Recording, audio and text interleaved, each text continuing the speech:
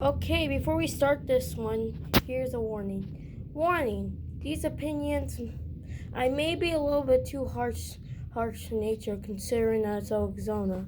No, because there's freaking nothing. But let's continue. Welcome, guys, to what triggers me about going outside. Okay, so why is it so hot? Why is there barely any shade? Why is there freaking nothing to do? Why is every single time I look in the sky, it feels like I'm playing bright mode on a game on a console. So